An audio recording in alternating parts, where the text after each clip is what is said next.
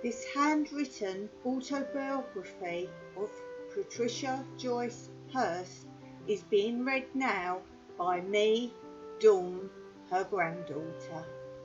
Any captions in the photographs I have included will be from my perspective. For example, this Patricia Joyce Hurst is my nan, and this is my granddad, Philip. And here is me, Dawn, with Granddad and Nanny many years ago.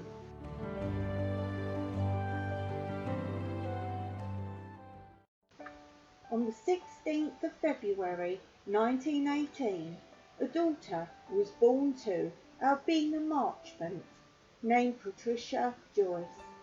Wanted by a little brother so very much, a little boy of 8 with a newborn baby sister, he could not believe it. But within a week, Ron, the little boy, had whooping cough and had passed it on to his beloved sister, Patricia. Also, their mother had been taken to hospital with milk fever. This poor little baby, no mother to feed her and in much distress from her cough, was me. But I had someone in my life that would mean so much to me. My darling Gran, my mother's mum. My Gran heard what the doctor had to say. No way could a baby with whooping cough at a week old be saved. But my Gran proved him wrong.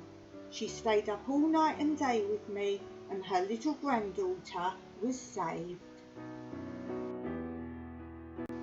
A sad start, but a happy ending. By the time Mother came out of hospital, all was well. Soon after, my dad came home from the war. He was so pleased with his little daughter. I was the apple of his eye, as they say.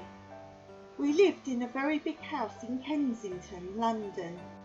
Living with us was my mother's brother, Uncle Will. Never having a wife or children, he enjoyed my brother and I. Only once did Uncle Will look after me. He forgot about potty time, and I ended up on the floor.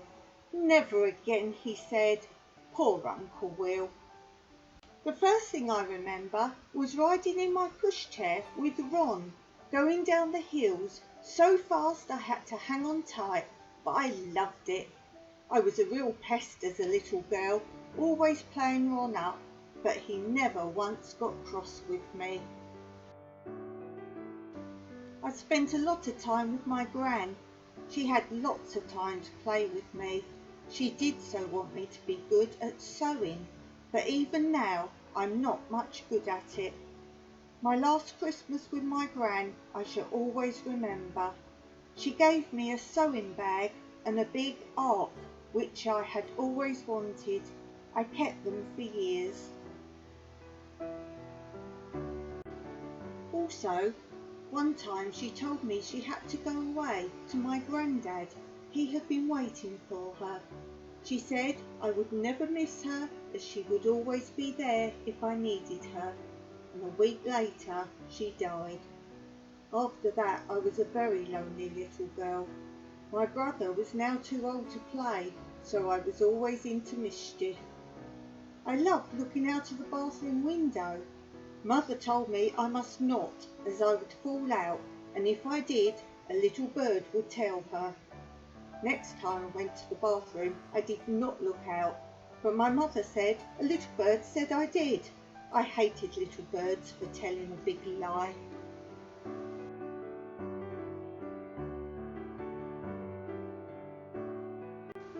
About this time, our house became full of strange happenings.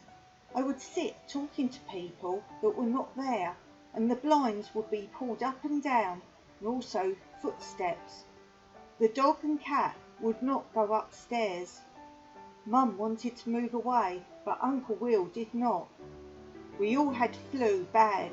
Only Dad and Uncle Will missed it. Dad had to look after us all. Uncle Will was no good. He hated sickness. At last we were moving to a small house.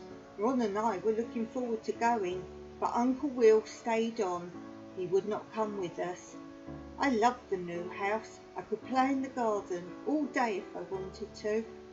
The big house we had come from had a very large pond in it, and I could not play out there on my own. My mother had a young girl to help us in the house and look after me. Her name was Edda. I was very fond of her, and she was lots of fun.